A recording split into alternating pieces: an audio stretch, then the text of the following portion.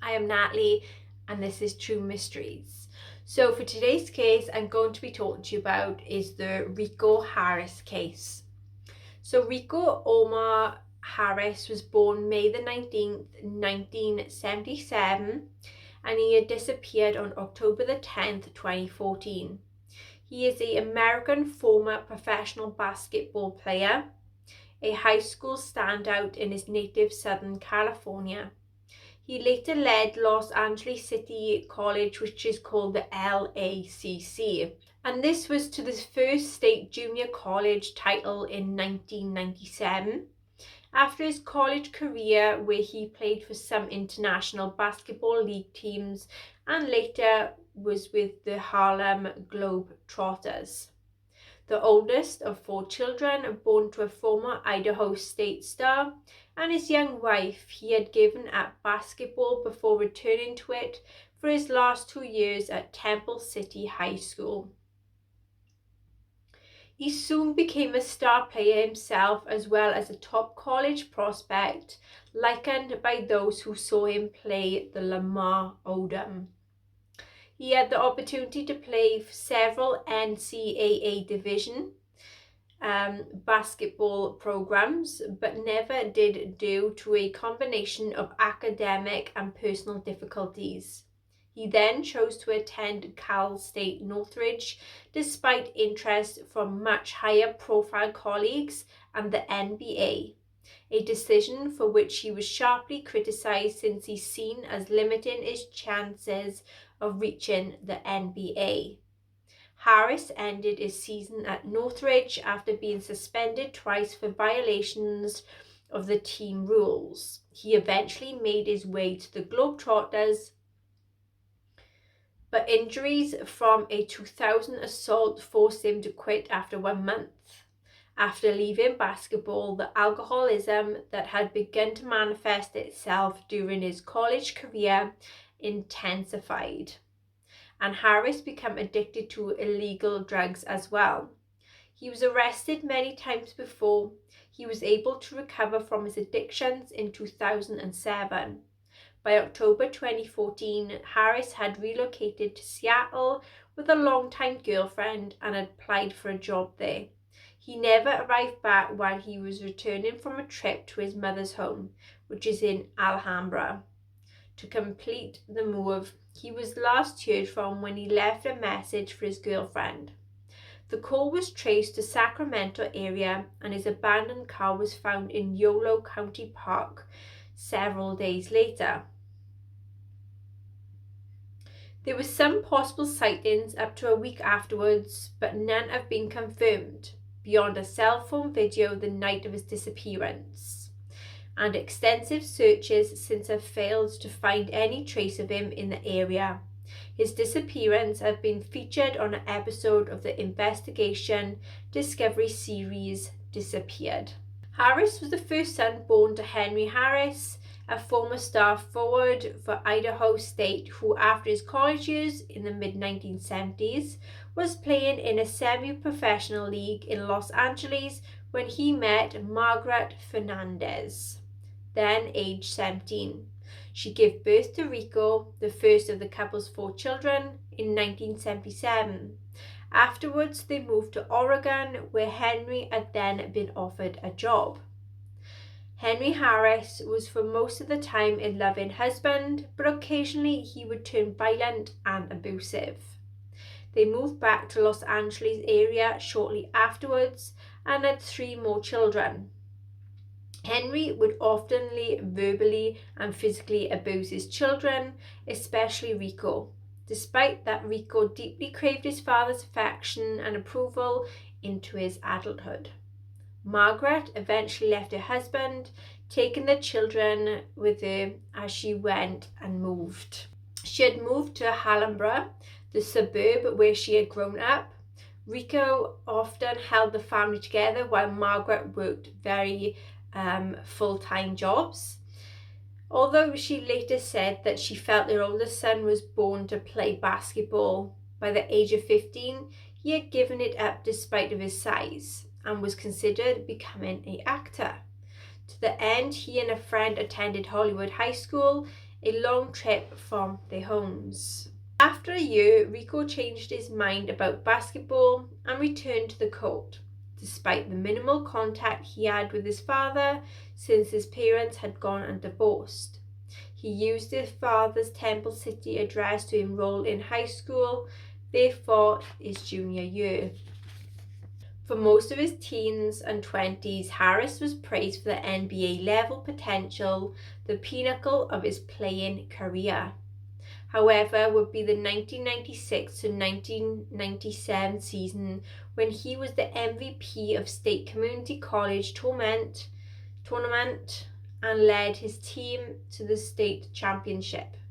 He only played one season for a division team, however, and despite considerable interest from NBA teams, he never came close enough to signing with them. Rico, then 6'8", which is 203 centimeters, and 215 pounds, which is 98 kilograms, was an immediate sensation on the basketball court.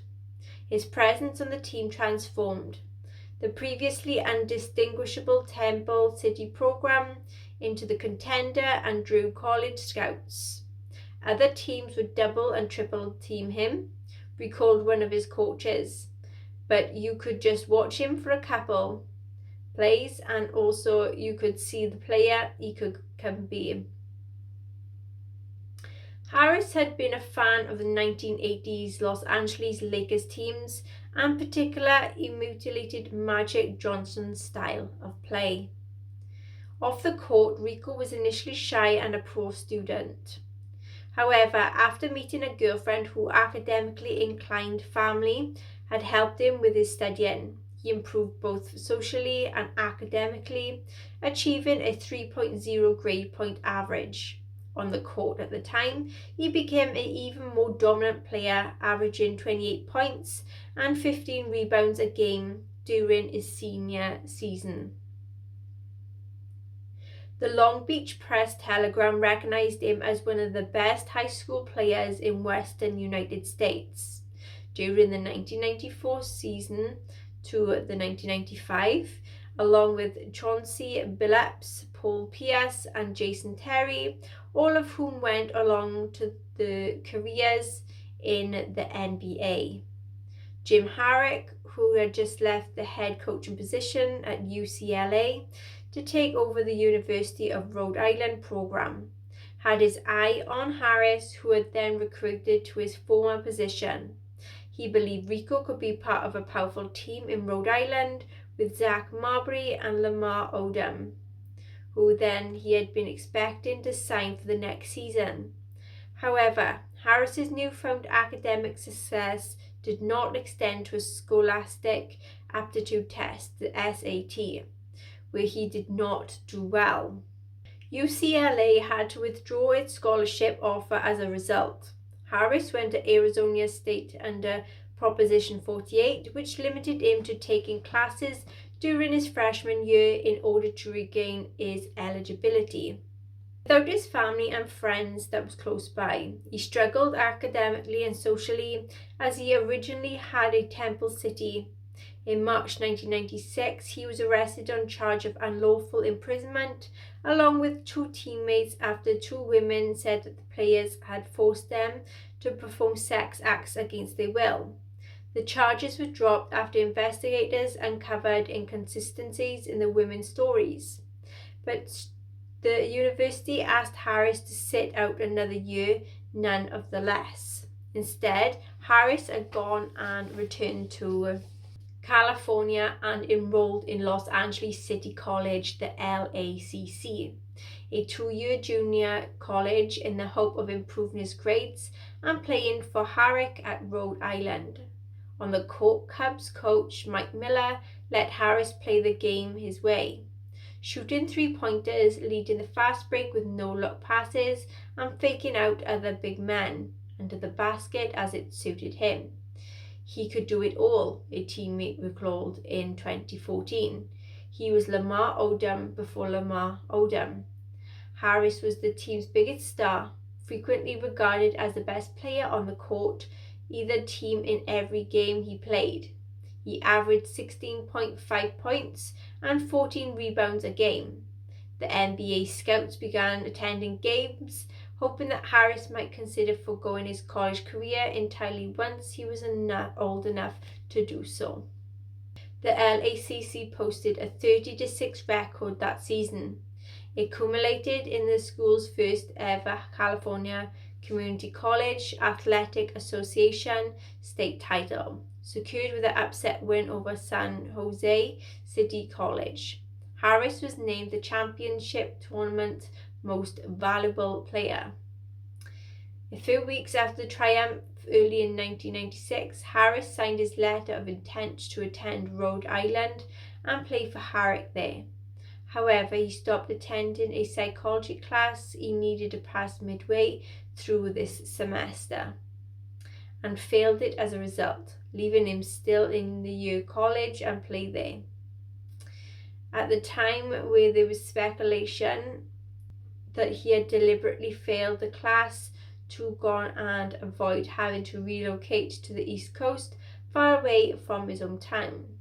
The speculation notwithstanding, Harris made his first ever trip east of Chicago later that year to visit UConn, with an assistant coach who had seen him play like him in Donyell Marshall, a former Husky star who had left school early for the NBA career.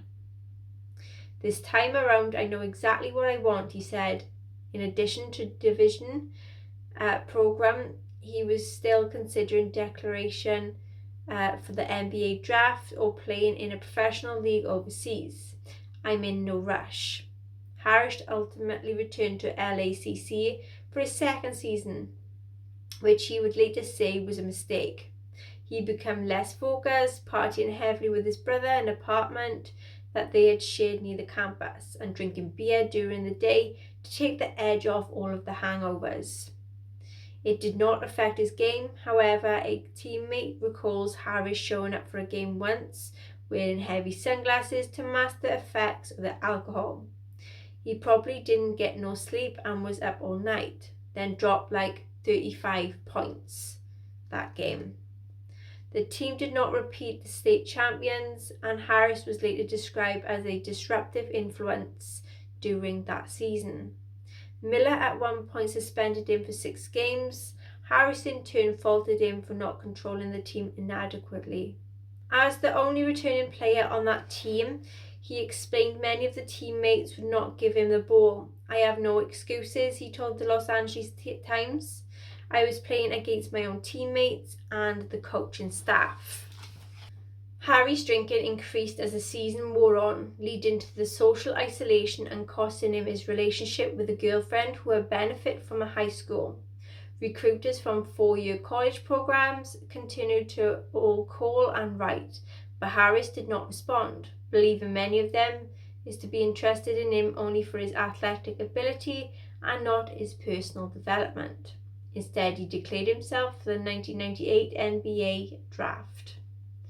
NBA scouts still saw a lot of potential in Harris and invited him to the pre-draft camp in Chicago for the most highly regarded prospects, but as he had the year before, he would not take the opportunity.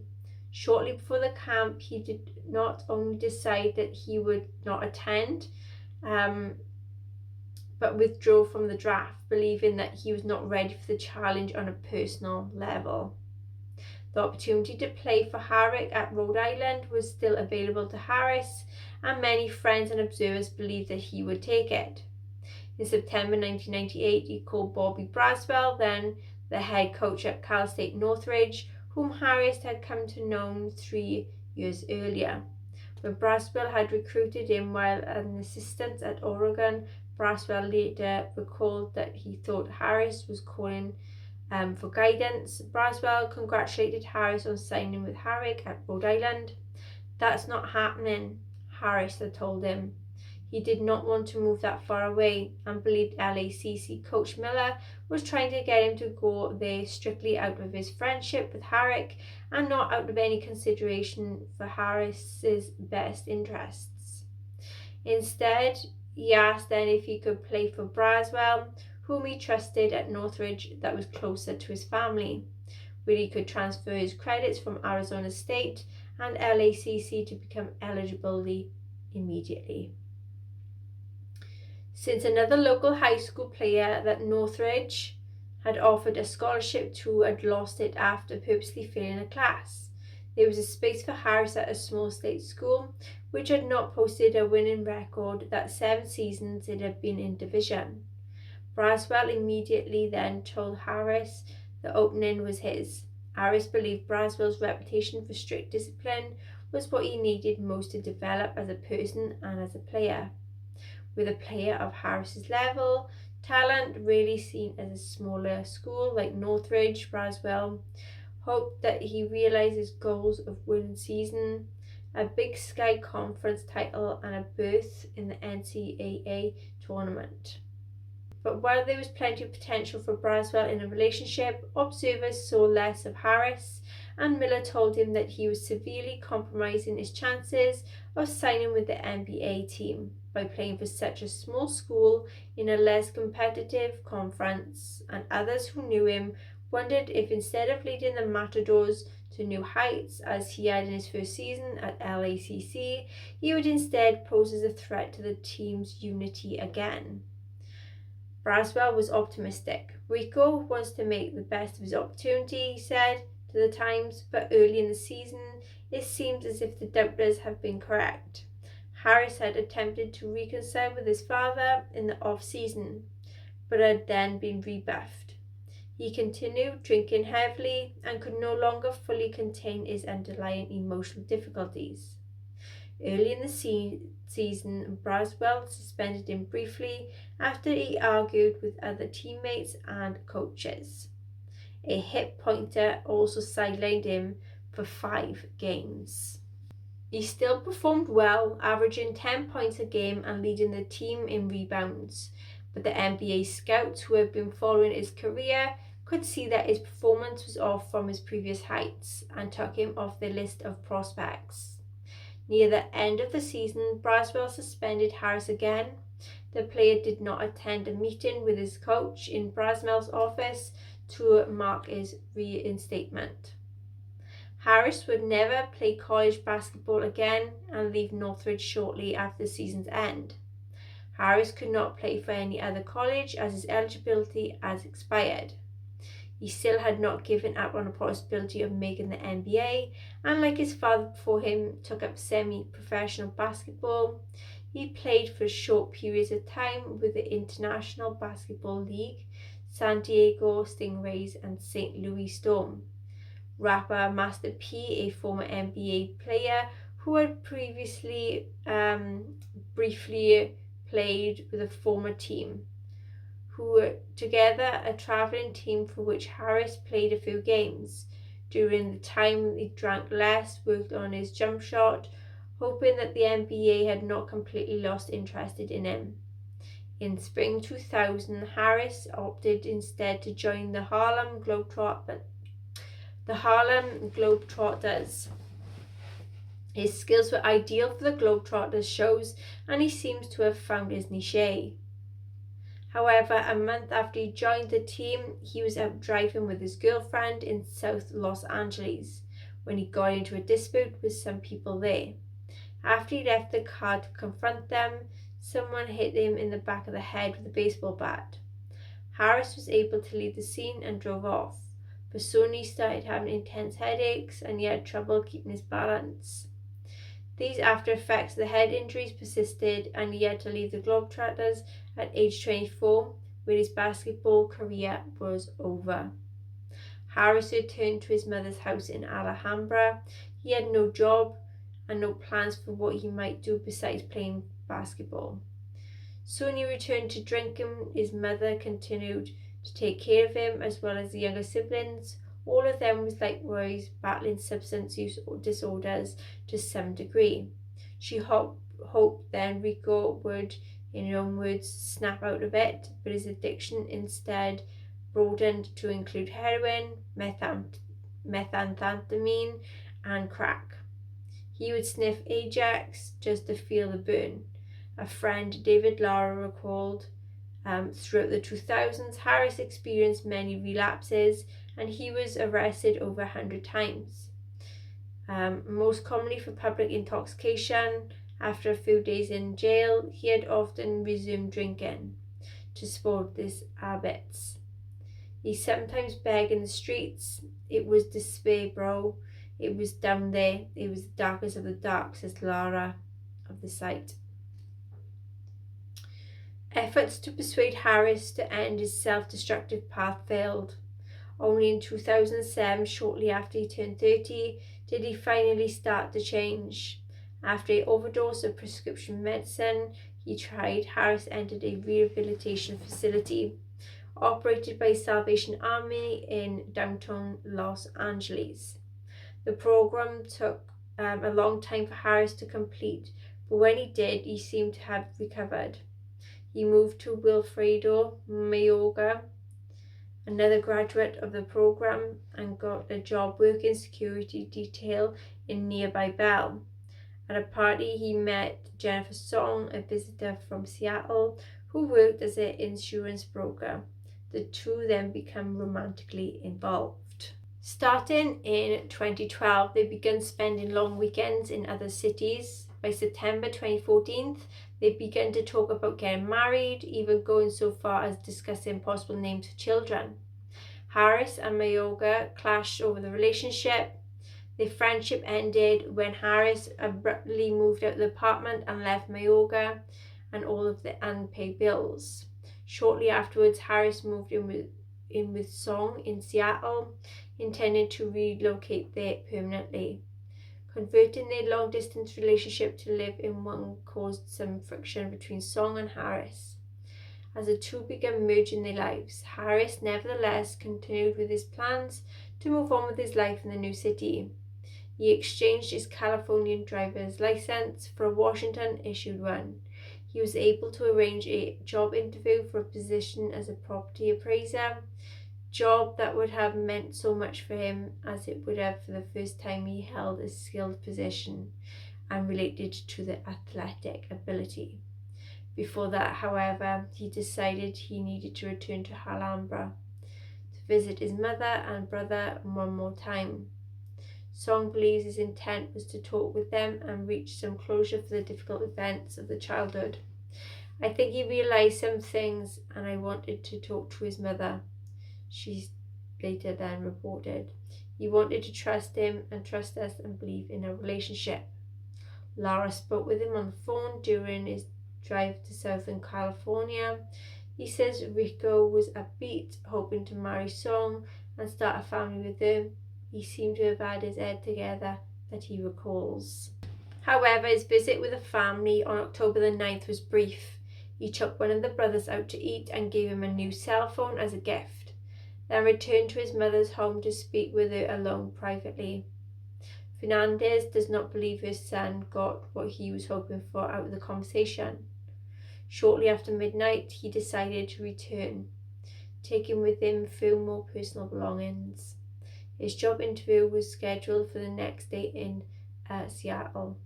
Leaving Alhambra, he drove north to Interstate 5. Records show that he stopped in Lodi, 40 miles, 64 kilometers south of Sacramento, to get gas at 10:45 a.m., October the 10th. He called Song from north of Sacramento and left a message saying he was going up in the mountains to rest, since he had not slept that much since leaving Seattle. At 11:15, he returned. At 11:15, he turned the phone off. No one has heard from Harris or positively identified him since then. Song called then Fernandez, which Harris failed to return to Seattle when expected. Recalling that they had once disappeared for a few hours to San Diego, they decided to wait and see if they would return on his own. By October 14th, several days later, he had missed the job interview. They realised that there is not going to be, or that something had gone wrong, and reported him missing to the Alhambra police. That afternoon at Yolo Country, Deputy Sheriff patrolling along the stretch of California State Route 16 along Cache Creek north of Rumsey saw a black Nissan Maxima sedan in a county parking lot for the second straight day. He looked inside, saw CDs, credit cards, various papers scattered around. The car had been reported stolen. So then his superiors had contacted the Alhambra police when they found out who it was registered to, and officers were informed that Fernandez then had been found out. She had been found, but not his son. Search of the surrounding terrain of Cache Creek Canyon began shortly forward. Search and rescue teams then began looking lightly for said terrain sounding the stream. They were assisted by teams all over the terrain, vehicles and helicopters. Airplane with a thermographic camera flew over the area. Search dogs were brought in as well. The area within a 5-mile, 8.0 kilometre radius of the parking lot was covered, as well as the 27 miles, which is the 43 kilometre Route 16 through the canyon. But after day 3, the searchers had found nothing. Many were incredulous. Rico had then had time to reach his full adult height at 6'9", which is 206 centimetres, and weighed 300 pounds, which is 140 kilograms, reflecting the less active years since the end of a basketball career.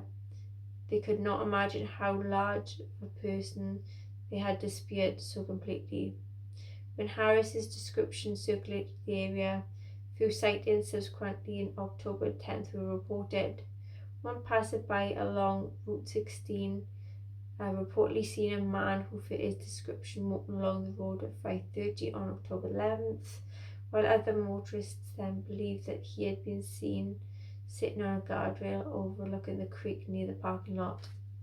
Harris's car was towed away and searched.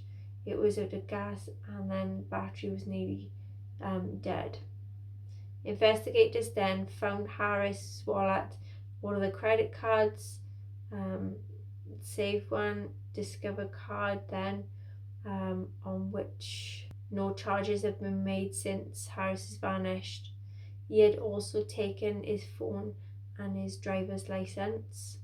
Detectives also found 2 plastic bottles, one mostly full of some type of hard liquor, other empty one but smelling strongly the same beverage.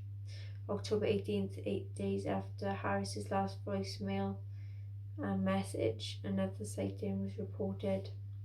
A man who had driven past the parking lot with the Nissan had been told police he saw a large man wearing light coloured pants, similar to those Harris had been wearing when he left his mother's house early that morning. The next day, a trail of fresh food impressions left by size 18 sneakers consisted with those Harris wore. We found leading from a parking lot and the creek near the Nissan that had been parked. Investigations were also able to find Harris' backpack left by the side of the road about 1,500 feet, 460 metres from the guardrail. He was reported to have been sitting on the items. That's not considered relevant to Harris's whereabouts. The phone contained pictures of the creek and some selfies, including one in which Harris was standing in front of a sign and welcomed drivers to Yolo County, straight in a playful pose. There was some videos apparently taken unintentionally showing Harris singing a lot to the music playing in his car, casually flinging CDs around the passenger compartment. They were time-stamped, the night of October the 10th, demonstrating that Harris had been alive and in his car at this time. October 22nd, the Sheriff's Office announced that they're scaling back the search. Divers were called to the search in nearby sections in the creek that was made in November. The investigation is continuing. In 2016, the Investigation Discovery Channel series Disappeared devoted a segment to the case. Dean Nyland, the detective working on the case for the Sheriff's Office, has ruled out the possibility of foul play in Harris's disappearance, and photos and videos on Harris's phone suggested that he became the Yolo County volunteer and a lone No evidence of any kind of struggle was found in a nearby car. His backpack and phone also do not show any signs that they were taken forcefully. Nyland believes Harris may have been left them when they were found himself, either accidentally or on purpose, to avoid being tracked by the phone. Nyland believes Harris may have made a wrong turn about getting gas and following the road up the hills of the county. Seeing the parking lot, he may have decided to take a nap before driving further. When Harris woke up late that day, Nyland believes then the unsolved issues from his past came into play, and he may have decided not to continue to Seattle. To him, it must have seemed like heaven, he said, showing the spot on the guardrail overlooking the creek where one driver reported seeing Harris the next morning.